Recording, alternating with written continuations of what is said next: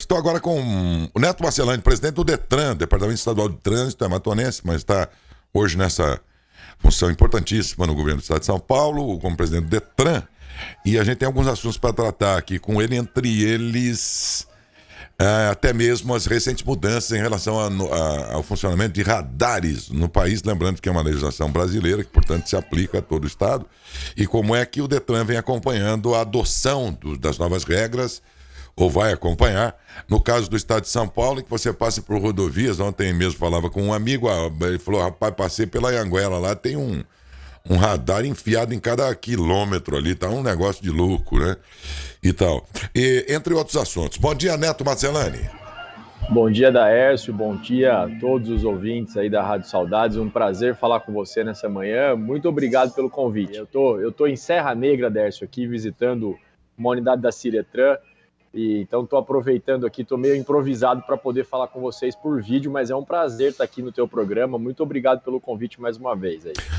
Você falou Ciretran e eu me lembrei aqui de uma coisa já passada, mas também porque é passada e já tem um bom tempo que isso mudou.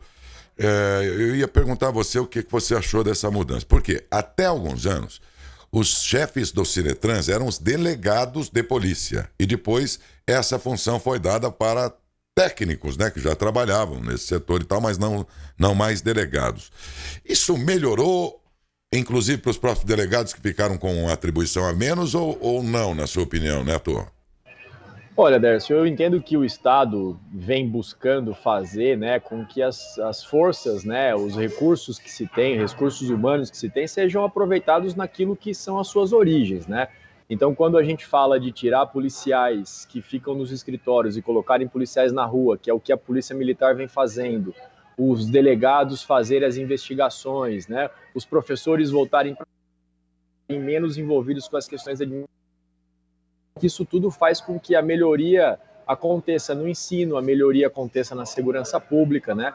E essa questão, acho que os delegados tiveram um papel muito importante no DETRAN, né, na condução do DETRAN, na condução das Ciretrans, mas quando isso vai para a função de delegado, só o delegado pode fazer. A função do trânsito pode ser feita por outras pessoas. Então, acho que esse é o critério que foi utilizado e eu entendo que ficou melhor para o conjunto da sociedade. Eu não vou dizer que especificamente ficou melhor ou pior para o DETRAN, mas acho que para o conjunto da sociedade ficou melhor, porque ficou mais ajustado, e aí o delegado, como tem aquela atribuição que é exclusiva dele, pode se dedicar mais àquilo, fazendo com que os crimes diminuam, as investigações aumentem. Isso de fato aconteceu. Quando você pega aí os últimos 10 anos, você vê a queda no número de homicídios, a solução de crimes que aumentou muito. Então, portanto, eu acho que para o conjunto da sociedade foi uma decisão acertada. As novas normas em relação aos radares, que são nacionais, e portanto São Paulo também vai adotar, ou já está adotando, enfim. Na sua opinião, é uma boa medida? Porque a discussão que se tem é a seguinte, mas se deixar os radares todos à amostra, quer dizer, o sujeito vai reduzir a velocidade naquele pedaço, depois vai pisar de novo. E alguns dizem isso, né? Outros, porém, sustentam. Não, mas o radar também não está lá só para punir o sujeito. Ele tem que ser colocado só em pontos críticos. Notadamente aqueles que têm sempre muitos acidentes e tudo mais. Então, nesse caso, ele teria uma função muito mais de normatizar um certo lugar, normalizar um trânsito num ponto mais crítico e tal, e, portanto, não tinha bem essa função de punir o sujeito pelo bolso. Em sua opinião, essas novas regras aí são certas ou não?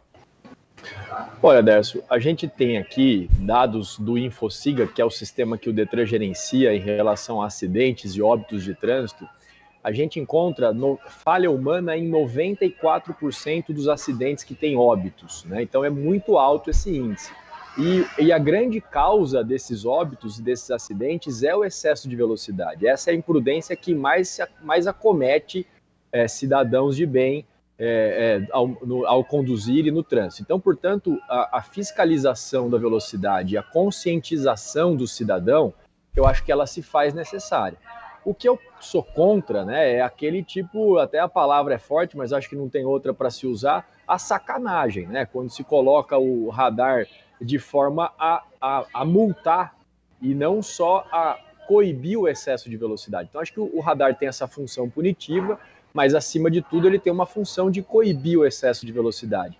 Os radares fixos têm essa função e devem ser instalados em locais onde se tem, como você bem colocou, altos índices de acidentes, onde você já sabe que ali tem uma propensão grande a ter acidente. Até porque, como o radar é fixo, né, o efeito surpresa já não existe mais. Então ele passa a ter uma função de conscientização e quase que de obrigar aquele condutor a diminuir a velocidade caso ele esteja desrespeitando o limite de velocidade. Agora, a gente se deparava com situações onde os radares estavam escondidos em locais onde não tinha sinalização da velocidade permitida naquela região, onde você tem alternância de velocidades, né? Muitas regiões nas rodovias onde se entra em trechos urbanos que tem uma redução no limite de velocidade. Acho que essa nova normatização vem, de certa forma, trazer mais clareza, trazer mais evidência de que é importante se fiscalizar, mas, acima de tudo, é importante respeitar os limites e respeitar a lei. Não ficar com armadilhas, né? Salvar vidas. Eu acho que essa é a grande razão de ter o radar ali, né? Então, portanto, tem um caráter também de conscientização que deve ser o primeiro caráter. E por óbvio, punir aquele que não respeitou os limites de velocidade naquele trecho. E não para ser uma armadilha. Você passa na Dom Pedro, região de Campinas, ali nas mediações, aí você passa de manhã, tá lá uma placa no meio do canteiro, 110. Aí você passa depois de volta, durante o dia muda para 100. Ele só troca uma chapinha lá com o número, muda para 100. Pô, se a pessoa não prestar atenção, ele é multado. Mas ele passou lá e ele lembrou. Não, aqui é 110. Não é. Ele muda durante o dia, alterna. Não dá para virar a indústria da multa, né, Lércio? Eu acho que é isso que precisa ser coibido e essa legislação, de alguma forma, contribui para isso. Eu acho que tem que haver a fiscalização, acima de tudo, tem que haver consciência do condutor para respeitar o limite que está estabelecido naquela via. Esse limite não é estabelecido de forma aleatória, existem estudos técnicos para que ele seja estabelecido, né? E cabe ao condutor respeitar e cabe às autoridades de trânsito preservar vidas e utilizar dos radares como meio de fiscalização e, acima de tudo, de fazer com que a velocidade seja de fato reduzida naquele trecho em que se tem altos índices de acidente. Para se ajustar às novas normas, São Paulo tem que mudar muita coisa. Na verdade, antes disso, inclusive, quem que opera essas coisas de radar, esses radares? É o governo do estado ou são empresas privatizadas? Na verdade, você tem radares que são operados pelos municípios e também nas rodovias estaduais, né, naquelas concedidas, são operados pelas concessionárias e também pelo DR em algumas rodovias. Então, você tem vários órgãos que atuam nessa questão de fiscalização, por óbvio, aonde ele tem a competência, né? Então, nas rodovias estaduais, o DR tem essa competência, as concessionárias têm essa competência e também nas rodovias municipais e dentro dos municípios são os municípios que cuidam disso e que têm a competência para fazê-lo. Para obedecer as novas normas aí que são nacionais, São Paulo está tendo que mudar muita coisa ou pouco ajuste? Eu acho que alguns ajustes sempre serão necessários. A gente aqui não tem uma estimativa, até porque o Detran é quem, de alguma forma, processa as multas, né? Mas essas multas de velocidades não são tratadas aqui, não tem um radar que seja do Detran, é isso que eu quero explicar para a população, né? Os radares são do DR ou dos municípios, a gente é que trata essas multas, a gente é que imputa esses pontos na CNH e naqueles condutores, então, portanto, vai precisar de adequação. Eu entendo que São Paulo, de muito que essa legislação nova traz, São Paulo já cumpre isso na maioria das suas rodovias, mas é sempre necessário ajustes, né? E a gente tem aí 12 meses para que os radares que já estão instalados sejam, de alguma forma, atualizados aí, essa questão da comunicação, da sinalização, né? E aqueles novos já devem cumprir já de início, né? Já deve ser instalado seguindo essa nova legislação, essas novas regras. O Neto, me parece que é o DR também que normatiza essa questão de caminhões de cana, os chamados Romeu, Julieta, ultimamente tem até Amante, vai junto, são 3 agora, né? Romeu, Julieta e Amante, um caminhão só. E chamam esses caminhões da subida, Neto, de Padre Marcelo Rossi. É porque onde eles vão uma legião atrás, esperando, uma né? fila atrás. Então, por daí vem a seguinte pergunta, que a gente percebe que às vezes coloca em dúvida o critério técnico, e que até onde sei é do DR, de conceder que esses caminhões transitem por certas estradas que não são duplicadas, estradas absolutamente comuns, expondo um monte de gente a riscos. Isso já foi discutido bastante. A seu ver, agora que você é presidente do Detran, isso está sendo rediscutido aí ou ainda é atribuição puramente técnica do DR e para vocês isso basta, é ele que resolva? Não, é uma atribuição do DR, Décio, e segue também uma legislação federal, uma legislação vigente dessas questões, né? Você tem limite de peso para algumas rodovias, né? E essas questões são todas discutidas pelo DR. Então, a gente não participa dessas decisões, mas eu entendo que no DR tem um grupo técnico também muito competente e que, sem dúvida alguma, ali busca, né, e cumpre toda a legislação vigente. Entendi. Bom, o Detran ampliou em 48%, pelo que sei, a quantidade de serviços oferecidos por meio da renovação simplificada e segunda via da CNH, licenciamento, transferência, registro, liberação de veículos. Tivemos aqui um período aqui, esses dias aí, Neto, de um mês atrás, em que houve algum problema, porque aqui houve um acúmulo muito grande, as coisas truncaram um pouco nessas questões aí de documentações e tudo mais. Acho que deve ter voltado à normalidade, porque depois disso não recebi nenhuma outra reclamação, de uns 10 dias para cá. Mas, de qualquer modo, esse sistema agora tende a ser regular? Tende a ser regular, Décio. Acho que é importante aqui, Décio, a gente trazer uma situação para a população. Isso não é uma justificativa, mas é uma explicação, né? Aqui a gente não está tentando justificar nada. Todas as unidades de Detran e Poupa Tempo ficaram fechadas por 5 meses durante esse período da pandemia. Pandemia que ainda está aí, né? Então a pandemia ainda está aí, nós não temos ainda uma cura, não temos uma vacina ainda definida. Torcemos aqui, pedimos a Deus para que isso aconteça rápido, mas é importante a gente destacar que a pandemia ainda está aí. E por conta dessa situação que a gente está vivendo, todas as nossas unidades estão atendendo com a capacidade reduzida.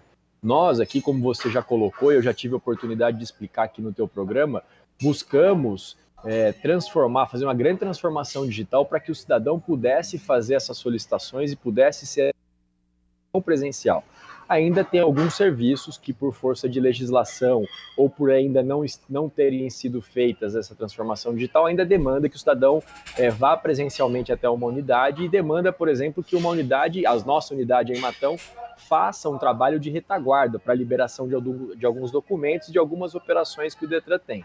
Eu quero destacar, Décio, o comprometimento da unidade aí de Matão, a parabenizar o Juninho, que é o nosso diretor aí, ele está realizando para diminuir esses gargalos e para tentar dar vazão a essa demanda reprimida de 5 meses, né? Nós estamos fazendo entre ontem, hoje e amanhã 440 provas teóricas para alunos que concluíram aí o curso teórico de habilitação.